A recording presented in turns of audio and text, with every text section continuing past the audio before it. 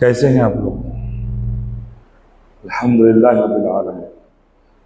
درود پاک پڑھ لیجیے۔ اعوذ باللہ من الشیطان الرجیم، بسم اللہ الرحمن الرحیم۔ اللہم صل علی محمد وعلی آل محمد کما صلیت علی ابراہیم وعلی آل ابراہیم انکا حمید مجید۔ اللہم بارک علی محمد وعلی آل محمد كما باركت على إبراهيم وعلى آل إبراهيم إنك حميد مجيد۔ رب اشرح لي صدري ويسر لي أمري واحلل عقدة من لساني يفقهوا قولي۔ الحمد لله نحمده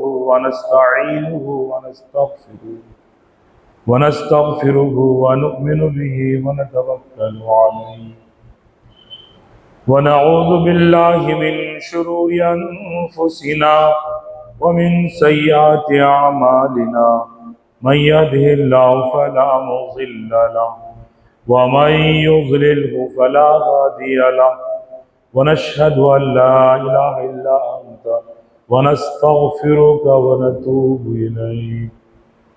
فاعوذ باللہ من الشیطان الرجیم، بسم اللہ الرحمن الرحیم۔ اولئک علی ھدی من ربہم واولئک ھم المفلحون۔ صدق اللہ العظیم۔ وقال رسول اللہ صلی اللہ تعالی علیہ وسلم، علیکم سنتی وسنت خلفاء الراشدین المہدیین، او کما قال علیہ الصلاۃ والسلام۔ بزرگان محترم، عزیزان گرامی، دوستو اور میرے بہت ہی قابل احترام دینی بھائیوں، تمام تعریفیں اللہ سبحانہ و تعالیٰ کے لیے ہیں، جس نے ہمیں آپ کو کائنات کے ذرے ذروں کو پیدا کیا۔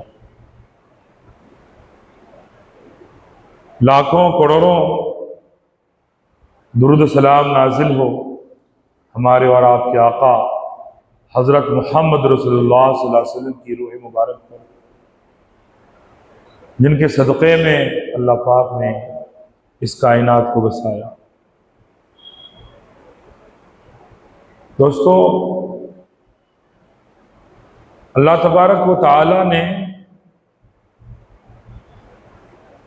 اس دنیا میں بہت سی مخلوقات پیدا کی۔ آتا ہے کہ اپروکسیمیٹلی 18,000 قسم کے مخلوقات پیدا کی ہیں۔ ان تمام میں اللہ کے نظر میں جو معزز ہے، محترم ہے، مکرم ہے، ریسپیکٹڈ ہے، وہ انسان ہے۔ یہی وجہ ہے کہ اللہ پاک نے انسان کو فرشتوں کی باتوں کو ٹال کر پیدا کیا۔ فرشتے اللہ کی بارگاہ میں یوں گویا ہو رہے تھے، اللہ پاک نے اس مکالمے کو، اس کنورزیشن کو نقل فرمایا ہے سورہ بقرہ کے اندر، وَإِذْ قَالَ رَبُّكَ لِلْمَلَائِكَةِ إِنِّي جَاعِلٌ فِي الْأَرْضِ خَلِيفَةً، اور جب کہ آپ کے رب نے کہا فرشتوں سے کہ میں دنیا میں اپنا خلیفہ بنانے والا ہوں، اپنا نائب بنانے والا ہوں، اپنا اسسٹنٹ بنانے والا ہوں، یعنی انسان بنانے والا ہوں۔ تو فرشتے کہنے لگے، کہنے لگے فرشتے، اتجعل فیہا، کیا آپ بنا رہے ہیں وہ زمین پہ ایسی مخلوق کو، من یفسد فیہا، جو فساد مچائیں گے، وَيَسْفِكُ الدِّمَاء، اور خوریزی کریں گے، قتل و غارت گیری کریں گے، نحن نسبح بحمدک، ہم تو آپ کی تسبیح بیان کرتے ہیں، پاکی بیان کرتے ہیں، آپ کی تقدیس بیان کرتے ہیں، نقدس لک، آپ کی پاکی بیان کرتے ہیں۔ فرشتے کہنے لگے، پھر آپ ایک بات کلیئر ہو جائے، اللہ تبارک و تعالیٰ کی کارکردگی میں کوئی رکاوٹ ڈالنے والے ذات نہیں، دنیا میں کوئی مخلوق ہے نہیں کہ اللہ کو رکاوٹ ڈالے، کیونکہ وہ فعال لما یرید ہے۔ اظہار نیاز مندی سے کہہ رہے تھے کہ آپ کیوں بنا رہے ہیں؟ اللہ پاک نے فرمایا قال انی اعلم ما لا تعلمون، میں بہتر جانتا ہوں جو تم نہیں جانتے ہو۔ اللہ تبارک و تعالیٰ نے فرمایا انسان کو میں کیوں بنا رہا ہوں، میں بہتر جانتا ہوں، تم نہیں جانتے ہو۔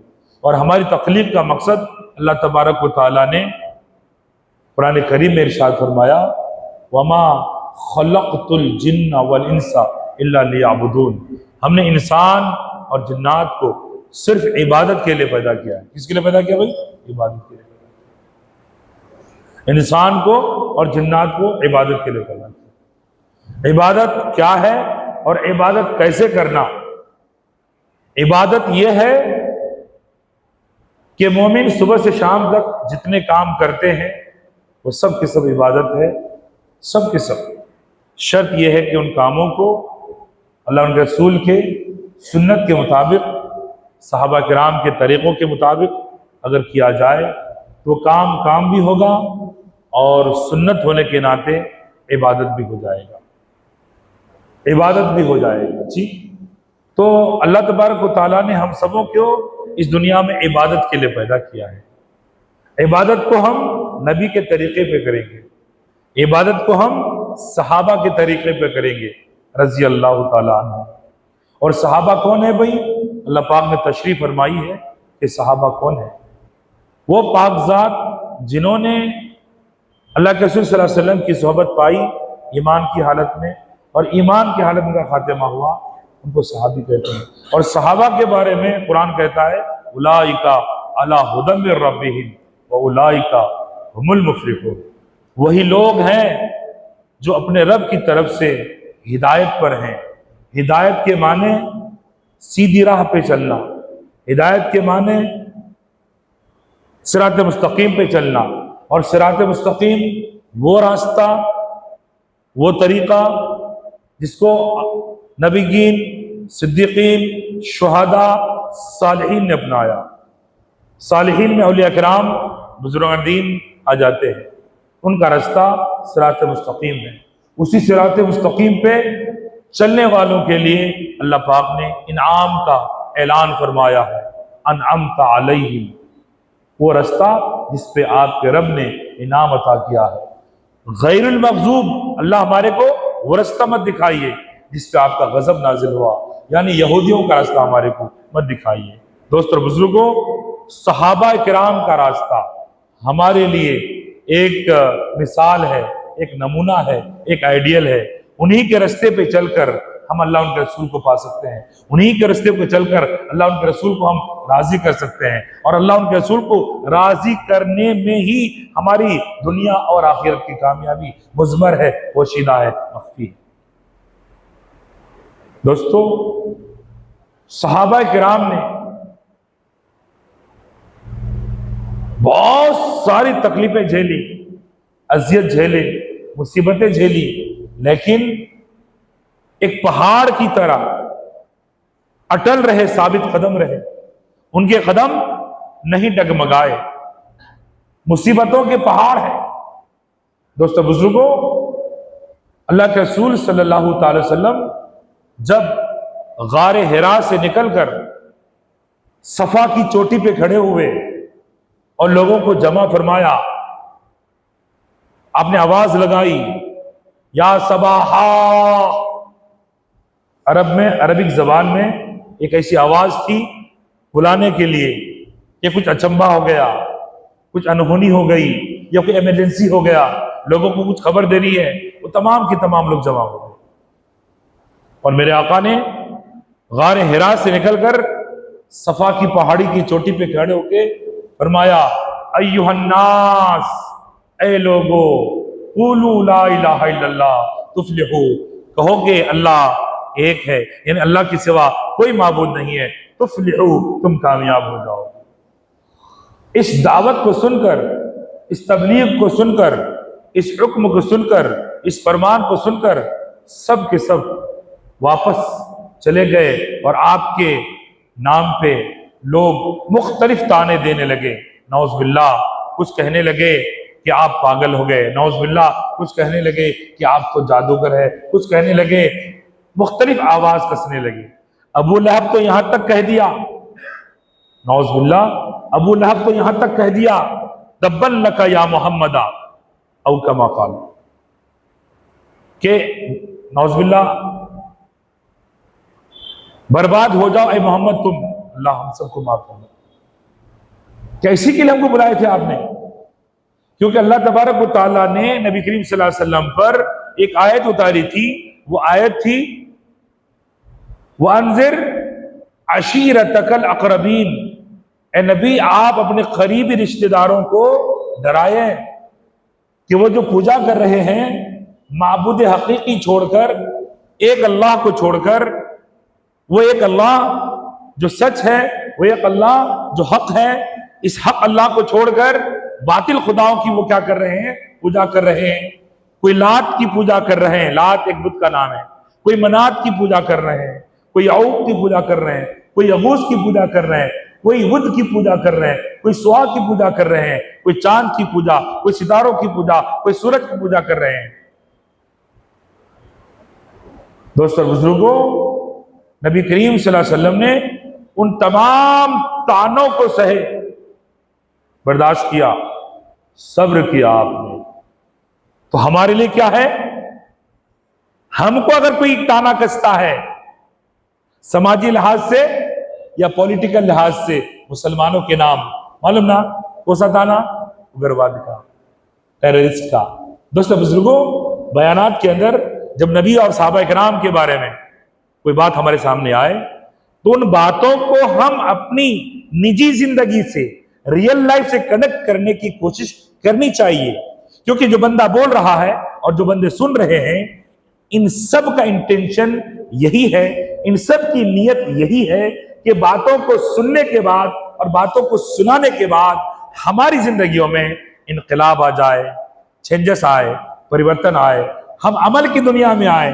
دوستو بزرگوں، کہنے والا بھی محتاج عمل ہے، سننے والے بھی محتاج عمل ہے۔ اللہ پاک ہم سب کو عمل کی توفیق نصیب فرمائے۔ جی،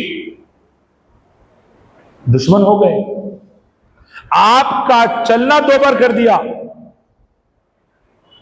ہم تو خالی طعنہ سن رہے ہیں، نبی کا جینا دوبر کر دیا، رستے میں کانٹے بچھانے لگے، اوپر سے کچرا ڈالا گیا، پتھر برسائے گئے آپ پر۔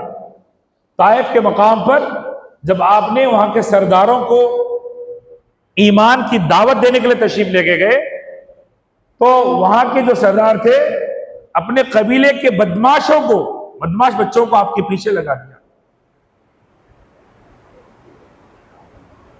ان بچوں نے آپ کو طعنے کسے، بلکہ آپ کو دھکا دیا، پتھر برسائے، آپ تھک ہار کر پورا جسم لہو لہان ہو گیا، جوتیاں مبارک تک، نالین شریف تک آپ کے خونم خون ہو گئے، لہو لہان ہو گئے۔ آپ نے تھوڑا آرام کرنے کے لیے تھک ہار کر بیٹھ گئے، جب آپ بیٹھتے تو آپ کو کھڑا کر کے پھر دھکا دیا جاتا۔ اللہ تبارک و تعالیٰ نے فرشتوں کو بھیجا، حضرت جبرائیل آئے اور کہنے لگے اگر اللہ پاک آپ کی ساری حالتوں سے واقف ہیں اور ہمیں بھیجا ہے، آپ اگر کہیں، آپ اگر فرما دیں، یہ جو پہاڑ دکھ رہے ہیں، پہاڑوں کو دو طرف سے لا کے طائف والوں کو چکی کے اندر گیہوں کو پیس کر جیسے آٹا بنایا جاتا ہے ویسا بنا دیا جائے گا۔ قربان جائیے ہمارے اور آپ کے آقا حضرت محمد صلی اللہ علیہ وسلم کی رحمتوں والی شان پر۔ آپ نے فرمایا میں انہیں دل سے معاف کرتا ہوں، ان کے اگر مقدر میں ایمان لانا نہیں ہے تو ان کی اولاد لائے گی، ان کی اولاد کے مقدر میں اگر ایمان نہیں ہے ان کی اولاد کی اولاد ایمان لے کر آئے گی۔ اس واقعے سے ہم سب کو کیا سبق ملتا ہے کہ ہم بھی ایک دوسرے کو کیا کر دیں، بولو معاف کر دیں، معاف کر دیں۔ کیوں معاف کر دیں؟ قرآن کہتا ہے وَالْكَاظِمِينَ الْغَيْظَ وَالْعَافِينَ عَنِ النَّاسِ وَاللَّهُ يُحِبُّ الْمُحْسِنِينَ۔ غصہ کو پی جانے والے، لوگوں کو معاف کر دینے والے، اللہ پاک ایسے محسنین کو پسند فرماتے ہیں۔ انسان، ہمارے حیدرآباد کے اندر جو قتل آپ نے خبر سنی ہوگی، ہر 2-4 دن میں قتل ہے، ہر 2-4 دن میں قتل ہے بھائی۔ تو کیا کوئی محبت میں قتل کرتا ہے یا غصے میں کرتا ہے؟ بولو نا۔ تو قرآن کیا کہتا ہے؟ غصہ کو پی جاؤ، لوگوں کو معاف کر دو۔ ہم معاف کرنے والے نبی کی امت ہے۔ سلام ان پر کہ جس نے مار کھا کر دعائیں دی، سلام ان پر کہ گالیاں سن کر جس نے دعائیں دی۔ جی، آپ صلی اللہ علیہ وسلم نے تمام تکالیف اٹھائے مگر کبھی بد دعا نہیں کیا، تمام تکالیف اٹھائے، کسی سے بدلہ نہیں لیا۔